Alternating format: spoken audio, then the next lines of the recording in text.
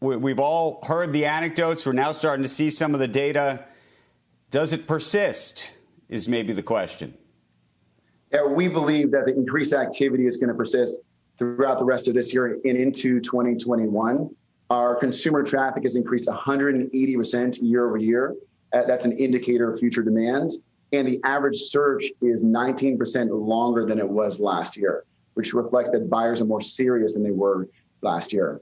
This is happening for two reasons. One, people have never been so intimately aware of the inadequacies of their home, and everyone wants more space, more indoor space, more outdoor space, more private office space, more pool space, second home space, and they're increasingly acting on that. And lastly, you have record low mortgage rates. And the Fed has said they're not going to increase mortgage rates or Fed rates until earliest 2022.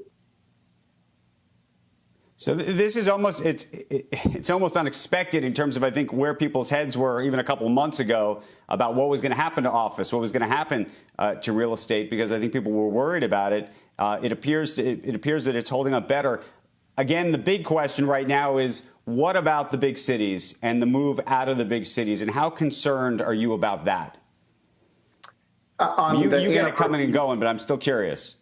Yeah, on the anniversary of 9/11, I think we should recognize how resilient American cities are. I'm betting on the cities. I put my money where my mouth is. I actually bought a home in New York City since COVID hit. Now, why? New York City is still one of the largest safe cities in the country and the world. There's still the men in the moment, and they're both open. You still have Broadway. You still have Central Park. Everything that we love about New York City is still here. We just need to wait until a vaccine comes, and that's just a matter of time. And when you look at the data, 96% of cities saw an increase in home prices in Q2, and many of the buyers in suburban markets around cities are actually using them as second homes. Robert, I don't know if you saw this letter. I don't think you were a signer of it, but there was a letter that came out yesterday by a number, I think over 150 executives in the city of New York to the mayor, Mayor de Blasio, saying there is widespread anxiety over public safety, cleanliness, and other quality of life issues that are contributing to deteriorating conditions in commercial districts and neighborhoods across 5 boroughs. And he says the letter basically says people will be slow to return unless their concerns about the security and livability issues are addressed quickly. It was effectively a no vote of confidence for the mayor. What's your take on what's happening in the city? Yeah, look, safety is the primary concern for every company and should be for every city. And so I'm glad that that letter was sent to the mayor. But I do believe that when I look at the actual data, the issues around safety are more in the headlines versus the trend lines. The trend lines are positive. So you don't believe that the security issues or safety issues are as pronounced as that letter suggests?